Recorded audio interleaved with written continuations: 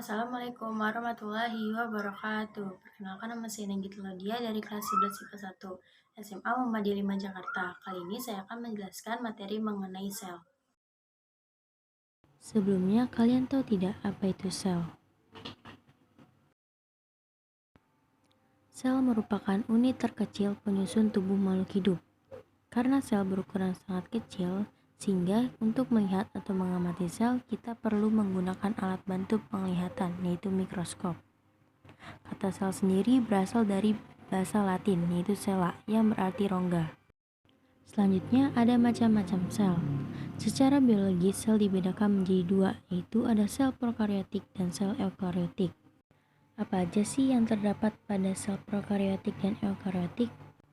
Pada sel prokariotik terdapat kapsul, dinding sel, membran sel, sitoplasma, ribosom, plasmid, pili, flagellum, dan nukleoid. Sedangkan pada sel eukariotik itu terdapat retikulum endoplasma kasar, ribosom, retikulum endoplasma halus, mitokondria, nukleus, aparatus Golgi, sentriol, lisosom, sitoplasma, dan membran sel. Apa sih yang membedakan antara sel prokariotik dan sel eukariotik? Pada sel prokariotik itu tidak memiliki nukleus, sedangkan pada sel eukariotik itu memiliki nukleus.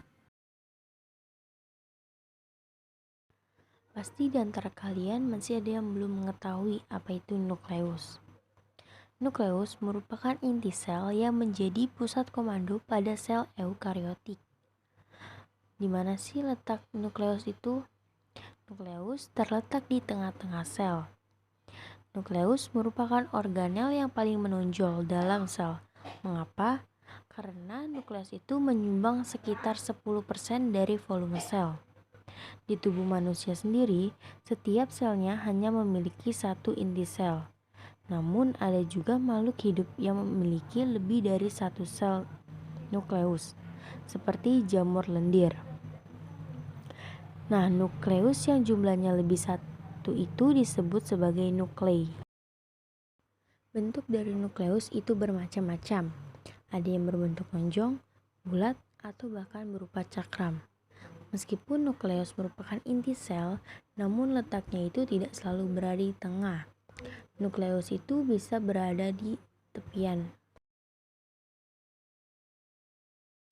Dari penjelasan yang saya sudah jelaskan tadi, jadi nukleus itu merupakan bagian penting di sel karena nukleus mengatur seluruh aktivitas sel.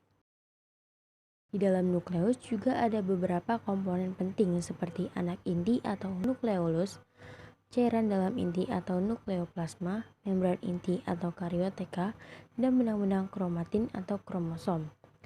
Dan setiap komponennya itu mempunyai tugas masing-masing.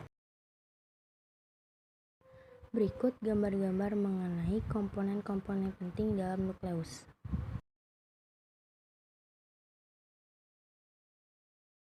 Selanjutnya ada ciri-ciri nukleus. Yang pertama, nukleus dibentuk oleh dua lapisan lipoprotein. Yang kedua, memiliki tidak sedikit pori-pori yang berkomunikasi dengan hioplasma, di mana zat-zat molekul terbit dan masuk. Yang ketiga, perlindungan bahan genetik. Yang keempat, penghalang jasmani yang memberi batas wilayah regulasi metabolisme melewati proses transkripsi.